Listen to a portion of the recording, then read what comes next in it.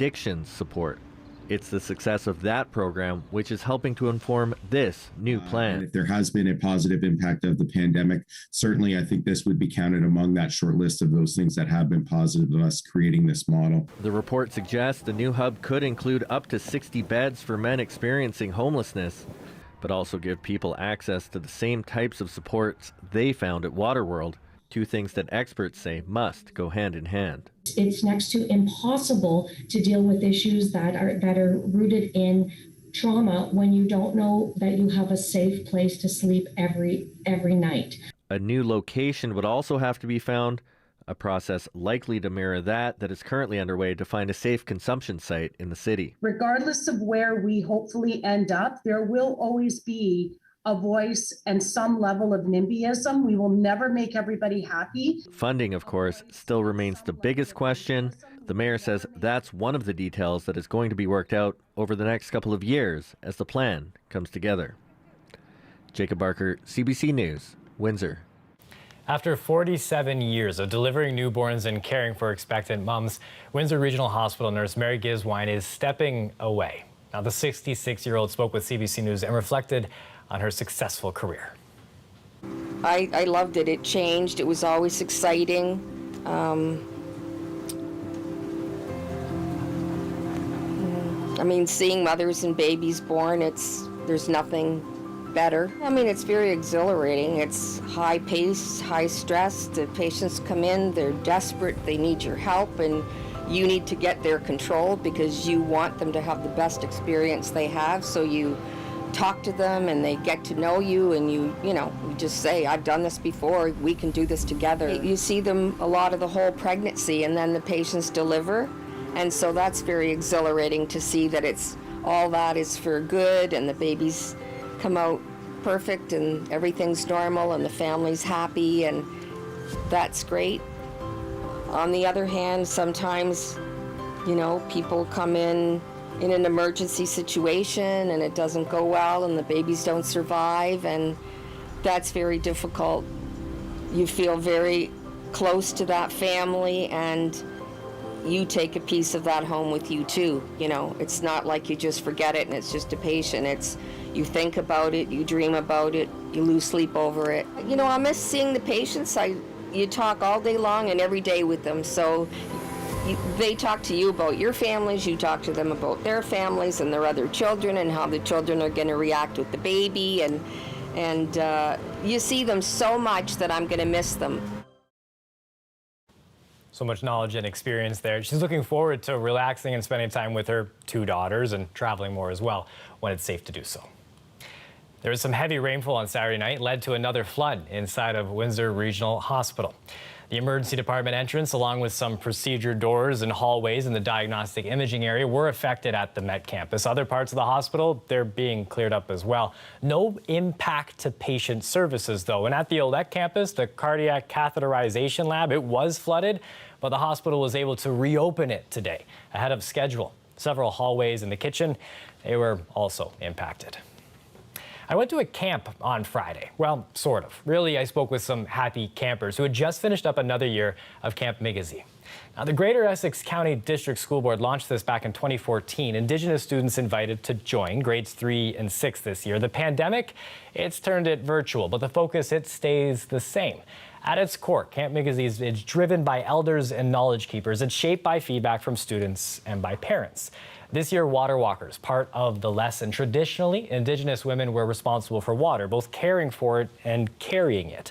That's something that Davina Kennedy learned about this year, and she calls it a highlight of the camp. One of 22 students who took part this year. Kennedy's returned for a couple of years now. I asked her what she wants others to know about this camp. You can come to this camp not just to learn, but to find people who understand you. Feels nice to know that you can tell someone something and not feel ashamed of it. Like she said, but it also feels like that you're teaching more people and more people. After you teach that generation, they'll probably teach the next generation, then the next generation, then the next generation. Tina, how does it feel to hear that? It's hard not to get emotional because that's the goal. the goal is for them, right? To raise them up and to give them the skills and confidence that they need moving forward. And so it warms my heart because my job is not to be needed. Hearing it firsthand, I'm emotional too there, Gina. I felt it. It's good that these students are taking it all in. They're taking in everything, and and what they're saying, that they're going to pass it on. How important it is. We're realizing how important it is, and to me, it's so great because, in these institutions we never had that. A lot of times, our ways and our traditions and practices, we would be arrested for that. A long time ago, not too long ago, and so to have them in the schools and to have the teachings there and to be able to relay that to our students is very, very important to me. And, it means so much that, that I get to do that as well.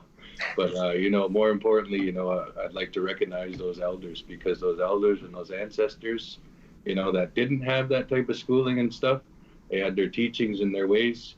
They passed that on to us, and if it wasn't for them, I don't think this would have happened. And I just want to add really fast, camp is also like family to me, like a second family. You're 11, been going there for 6 years. Yeah. This is a big part of you. Are you going back to run this camp next year? Is that the idea? Hopefully. I want to inspire more and more people. Well, sticking with that inspiration, Team Canada has won a handful of medals at the Olympics in Tokyo, on the brink of winning more. One of tonight's hopefuls is local swimmer Kylie Moss. Douglas Gellavant takes us for a look at what's ahead in the coming hours. Canada has another medal hopeful in the pool with Kylie Moss.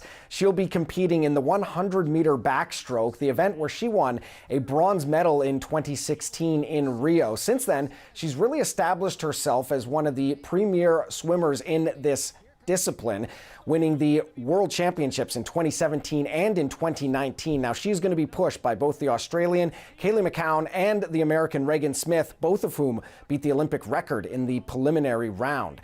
And Canada has another shot for glory on the judo mat with Antoine Valois-Fortier. Valois-Fortier was a surprise bronze medal winner back in 2012 in London, but when he returned as the favorite in 2016, he slipped up and missed the podium.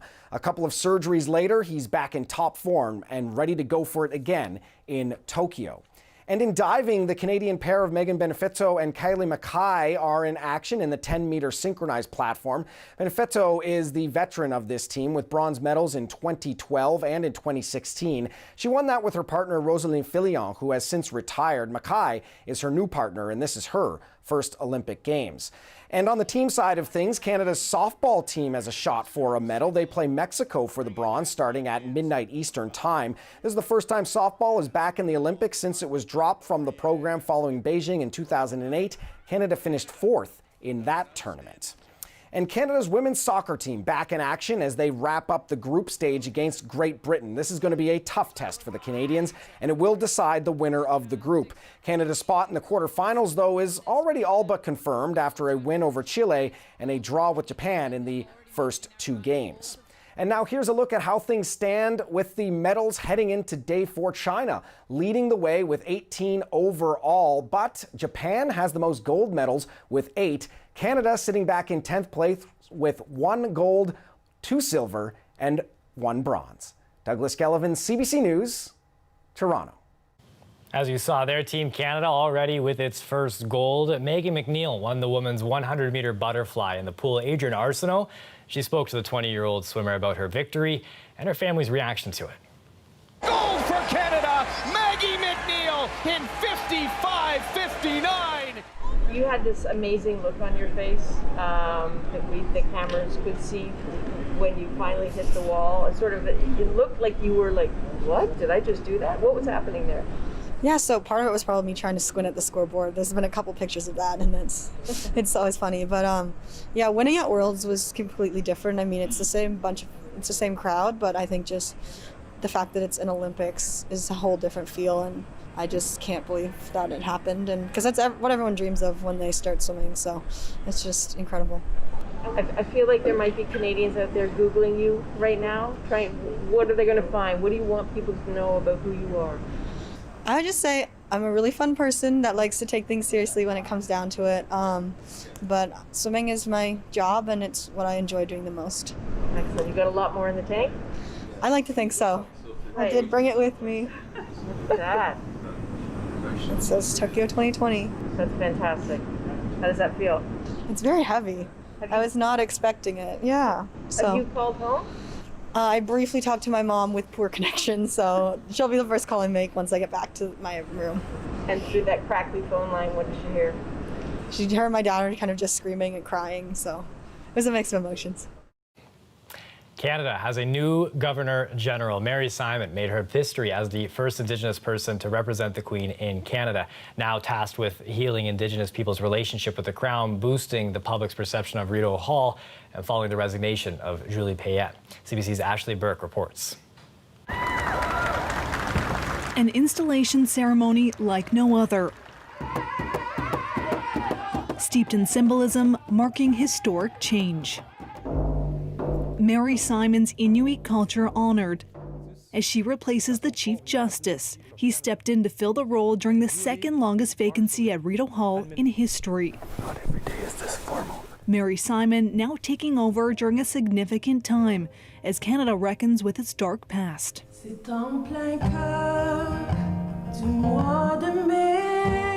Simon, Canada's former Arctic ambassador and a tireless advocate for Indigenous rights, stood up in the Senate and promised to work against climate change, advocate for mental health, and repair the relationship between Indigenous peoples and the Crown. I have heard from Canadians who describe a renewed sense of possibility for our country and hope that I can bring people together.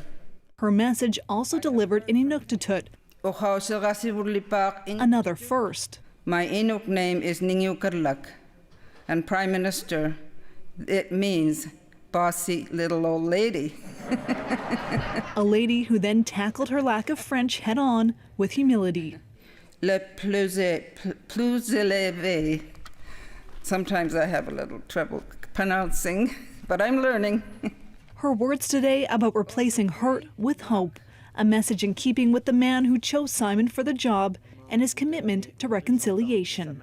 We need your vision of a stronger Canada for everyone. Sing like a bird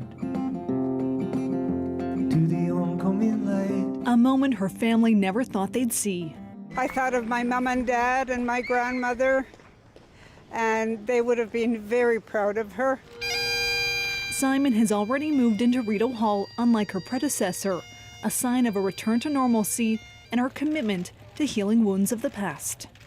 Ashley Burke, CBC News, Ottawa. A big day in Ottawa and a beautiful one here as we see a couple motorcycles make their way down Riverside Drive. Certainly one of those sunny days you want to get out and enjoy this summer. Davina Kennedy with a look at this week's forecast next.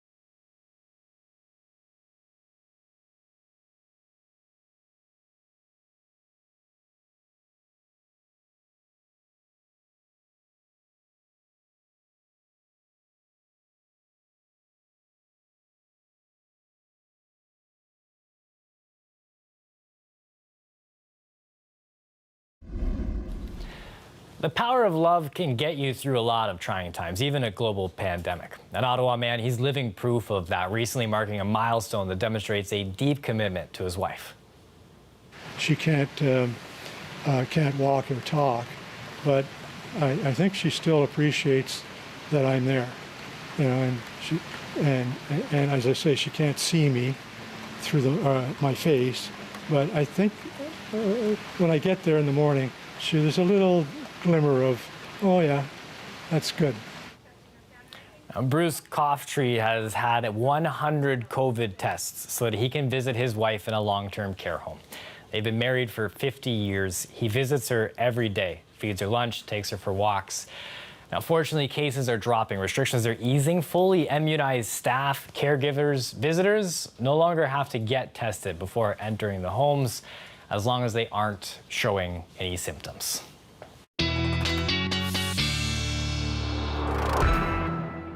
Davina Kennedy joins us here now. We were talking just before coming on air. You see something like that, the beauty that's left behind the pandemic, those moments where we were all kind of leaning on each other. I just wonder, since we've been able to do stuff again, what's been the best part of this for you, getting back to a little bit of normal here?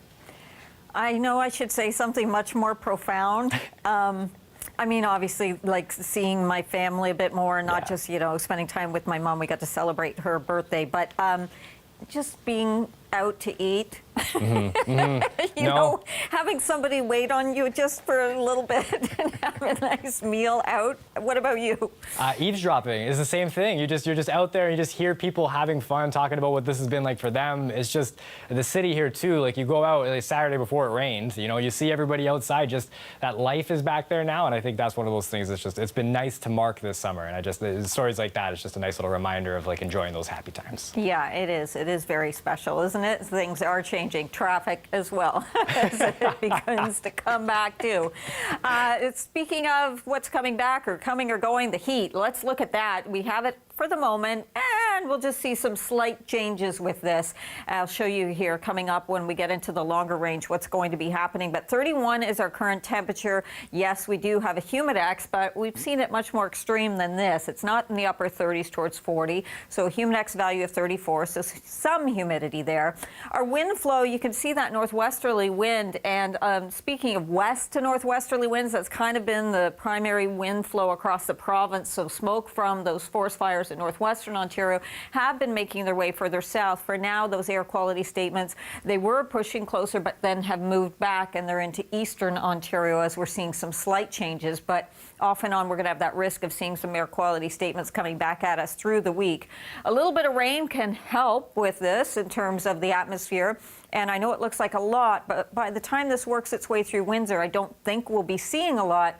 But tomorrow, you do want to have your umbrella around. And then I'm just going to show you, this is Wednesday night into Thursday morning. Some heavy rains will be just to the southwest of us.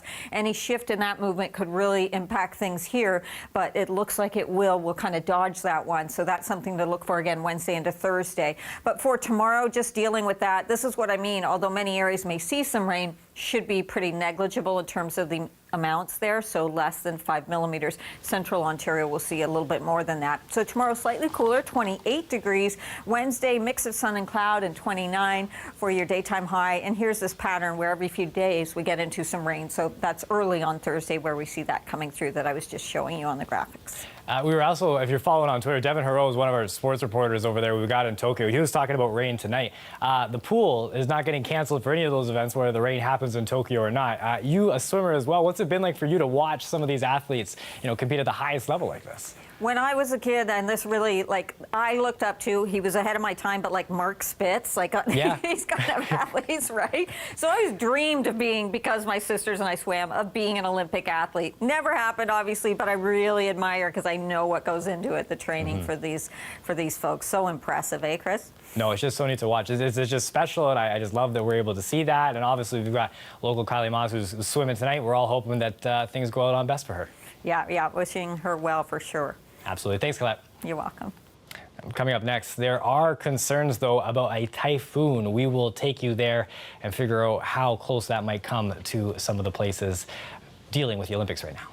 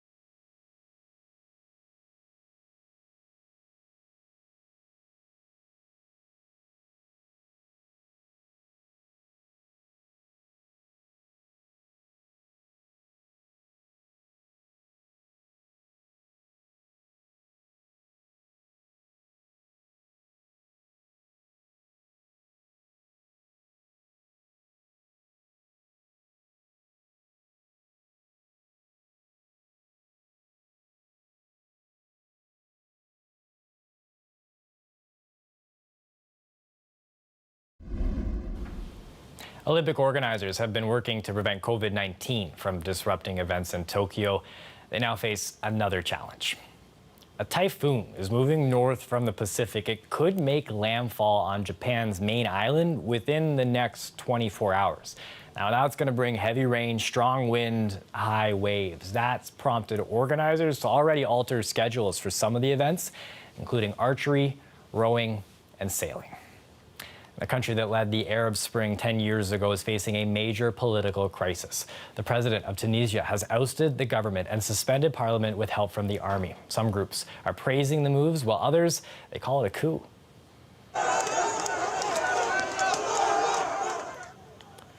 Supporters and protesters rallied outside the parliament today. There were a number of scuffles, several people receiving minor injuries as police worked to keep the two sides apart. Now, the young democracy that came out of the 2011 uprising has struggled with political dysfunction, economic hardships, and most recently, the COVID-19 pandemic. A Toronto area man bought the contents of a storage locker at an auction and learned that he'd become the owner of an unusual piece of art. It turns out the artwork might be a very sweet deal, more ways than one. So I almost took it to the dump because I needed room and I didn't want to store it. And so I brought it home and I set it up against the garage. And I kind of stepped back and I was like, this is Michael Jackson. Like, this might be something. And so I essentially turned it around and saw the artist's name on the back, and that's where it sort of started. So the artist's name is Peter Rocha. And what I know about Peter is that he was the sort of founding father of all jelly bean art. So there was a movement back in the 1980s where Ronald Reagan actually really enjoyed jelly beans, and so this artist, Peter Rocha, decided to do a piece, a mosaic of Ronald Reagan. In his lifetime, he only did about 75 pieces, similar to this one, to Michael Jackson. And so I just decided to submit the appraisal, and I figured that if I did that, I might get a sense of where to start the auction price for when I eventually sell it on eBay. Dr. Lori took a look at it over a couple days and came back to me and said that in her expert opinion, it's worth a retail value of $20,000. What's your reaction out of that? I was a little bit stunned. I knew it was going to be worth maybe $1,000 or $2,000, but I didn't think that high. So it was a nice surprise. And so who knows, like maybe there'll be someone who really wants it and it'll go for more. But at least it gives a starting place for where to price it at. I think you might be getting more if you just pick each jelly bean off and sell it one at a time. Probably not. That's it for us here at CBC Windsor News. If you want to watch the big event tonight, 9:30 is when that swim is expected to start. You can watch that on CBC here. You can go on our website as well. We stream the events so that you can watch them all happening live. We're on social media. You can find us on Facebook, Instagram, and Twitter. Thanks for watching. Have a great night.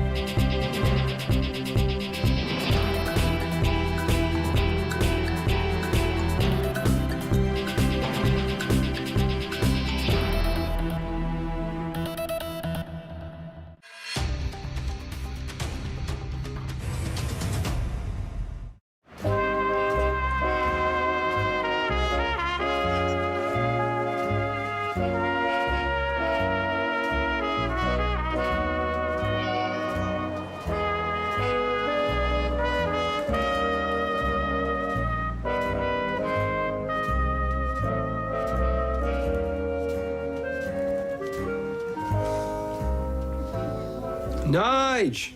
Yeah. Listen, I need to borrow your van. I don't know for definite yet, but one night next week, probably. No, nothing illegal. You know me. Right. Call you back. Ooh, he's up finally then. Fresh pastries from Roy's and coffee too. What did I do to deserve you two, eh? I like to look after you. And I like being looked after.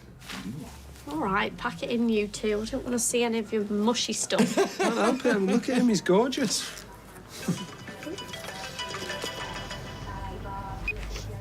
Hi, Will. Yeah, still on for lunch, yeah. I'll meet you there at about 11:30? Okay. Bye.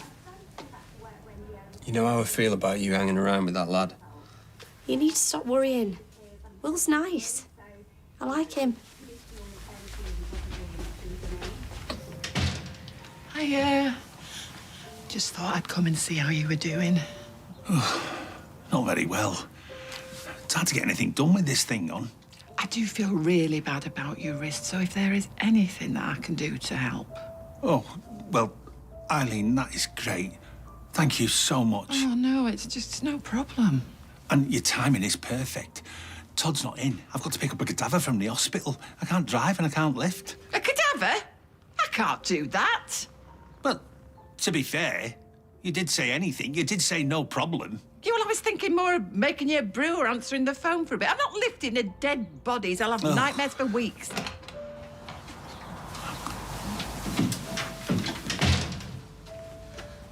Oh, Mr. Shuttleworth, Henry Middleton, we spoke this morning about my mother. Oh, the lovely Shirley. May I say how sorry I am for your loss? Thank you. I was just wondering what time you might be able to collect her. Well, we were on our way now. Oh, that's smashing, thank you. Only I don't like to think of her being in the hospital on her own. She never liked them. Rest assured, your mother's in very safe hands. Oh, are you going to be able to manage? She's a big lady, my mother. Her dad were a wrestler back in the day. Now, don't you worry, Mr. Middleton. My very able colleague, Ms. Grimshaw, will be assisting. Oh, that's great. Thank you both. Oh, I can't wait to get her. It feels nice. And she'd like it. It's comfy. Oh.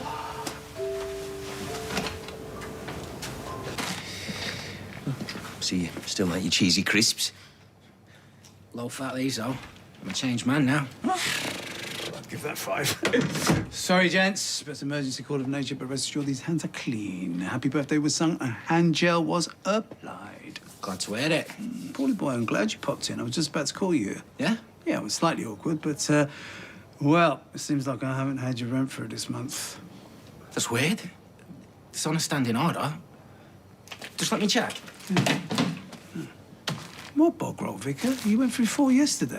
Don't. It's summer and Todd. I don't know what they're doing with it all. Oh, you see, toilet roll economy is an art form, so you want me to have a word? No, because that'd be weird. Suit yourself, because it's all profit in till.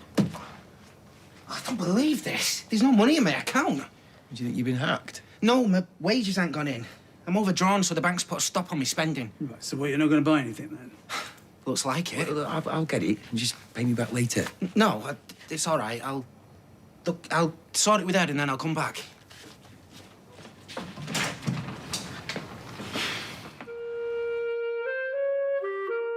Coronation Street will be right back.